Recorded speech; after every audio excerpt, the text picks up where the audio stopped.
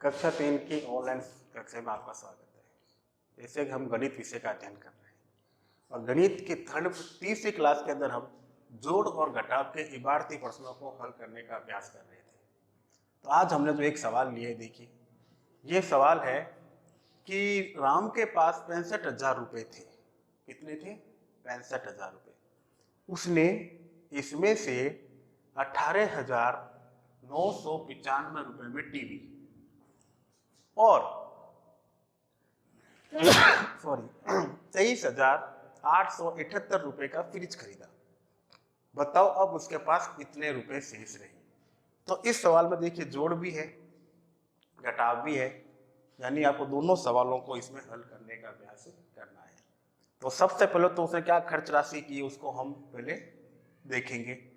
तो देखिए वो क्या कर रहा है, 18,995 रुपये में टीवी और 23,878 रुपये का फ्रिज खरीदा। तो उसे टोटल खर्च कितने किए। तो देखिए किस प्रकार करेंगे हम सवाल। सबसे पहले जोड़ वाला हिस्सा, यानी टीवी का मूल्य, यानी उसे कुल कितनी राशि खर्च की आपको वो ज्ञात करना है। टीवी का मूल्य 18,995 रुपये। अब इसी प्रकार से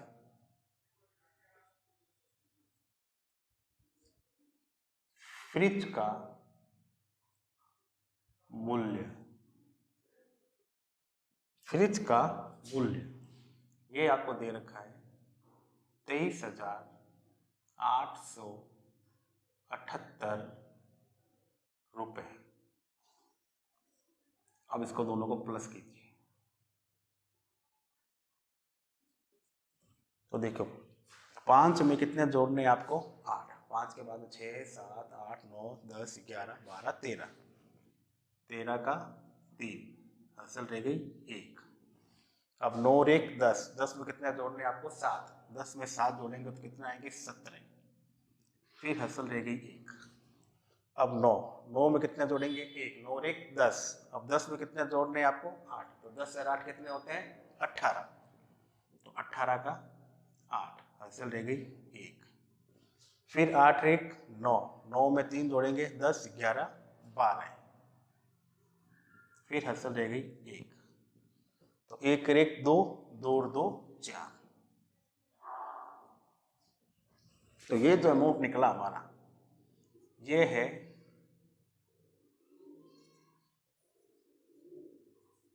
कुल खर्च राशि। कुल खर्च राशि, यानी टीवी और फ्रिज खरीदने पर उसने इस 42,873 रुपये खर्च कर दिए। अब इसे पूछा क्या आपसे, उसके पास कितने रुपए शेष रहे। तो उसके पास थे कितने? 65,000 रुपये। खर्च कितने किए? 42,873 रुपये। तो शेष राशि कितनी बची? अब हम क्या करेंगे, इस सवाल में घटाव करेंगे। तो राम के पास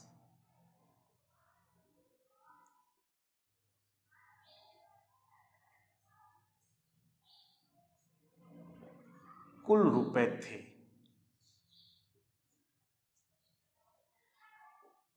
राम के पास कुल रुपए थे कितने?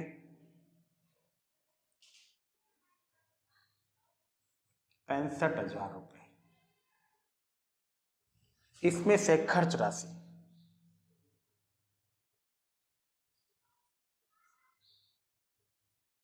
इसमें से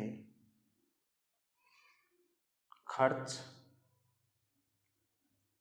राशि, अब इसमें से खर्च राशि कितनी है?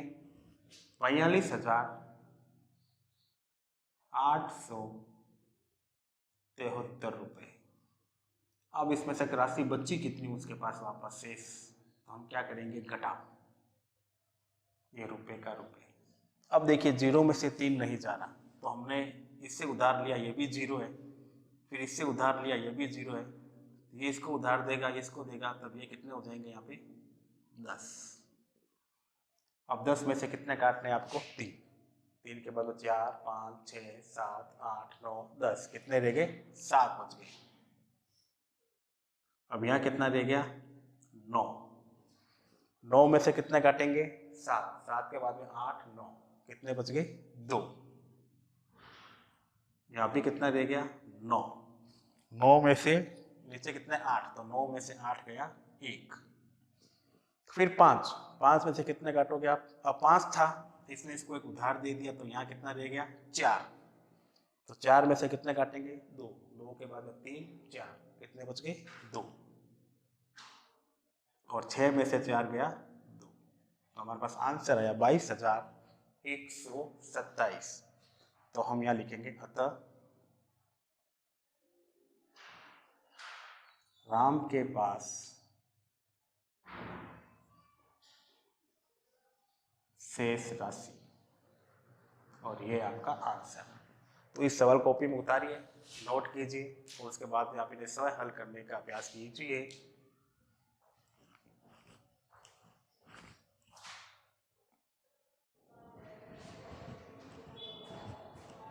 अब हम इंग्लिश का अध्ययन करेंगे।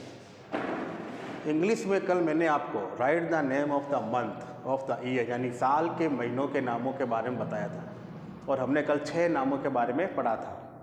आज हम उससे आगे, कल हमने जनवरी फरवरी मार्च अप्रैल मई जून, आज 7वां मीनिंग वो होता है JULY। JULY, इसको हम बोलते हैं जुलाई। क्या बोलेंगे? और जुलाई, जुलाई का क्या हो जाएगा? हिंदी में भी हम इसको क्या बोलेंगे? जुलाई। JULY, जुलाई। जुलाई, तो अब मीनिंग याद करना है आपको। JULY जुलाई, JULY जुलाई, JULY जुलाई। फिर आता है 8 नंबर, यानी 8वां महीना कौन सा होता है? तो वो होता है, देखिए, AUGUST,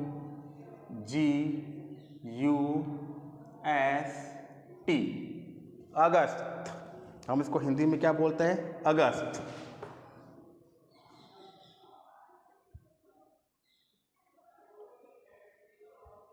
अगस्त।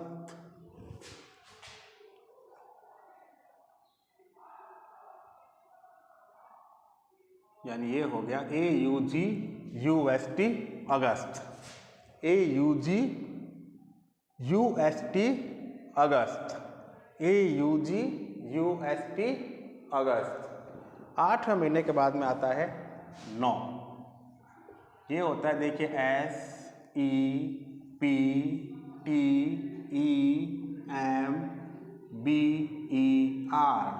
इसको हम बोलते हैं सितंबर। क्या बोलते हैं इंग्लिश में? सितंबर।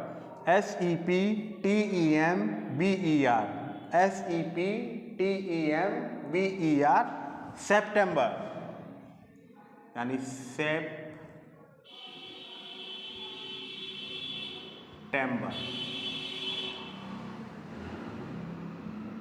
क्या बोलते हैं इसको इंग्लिश में? SEPTEMBER, सितंबर। और सितंबर को हम हिंदी में कहते हैं सितंबर। क्या बोलते हैं? सितंबर। अब सितंबर के बाद में क्या आता है? अक्टूबर। क्या आता है? अक्टूबर, यानी 10वां महीना। OCTOBER,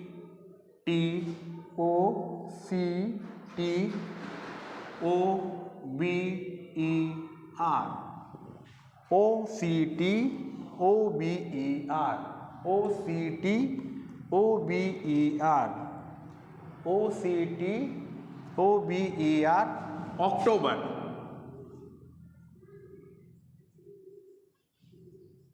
क्या बोलते हैं इसको? अक्टूबर। और अक्टूबर को हम हिंदी में क्या बोलते हैं? अक्टूबर। यानी हमारा 10वां महीना जो होता है साल का, वो कौन सा होता है? OCTOBER, अक्टूबर। अक्टूबर का क्या हो जाएगा? अक्टूबर। 10 के बाद में 11वां महीना कौन सा होता है अपना? नवंबर। नवंबर किस में होते हैं? NOVEMBER, NOVEMBER,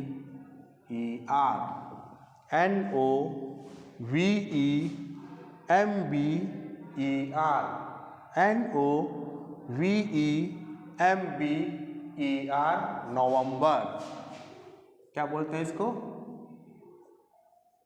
नवंबर। और नवंबर को हिंदी में क्या बोलते हैं? नवंबर। यानी NOVEMBER, नवंबर। नवंबर को हम क्या बोलेंगे? नवंबर। और साल का जो अंतिम महीना होता है वो होता है दिसंबर, यानी DECEM, DECEMBER,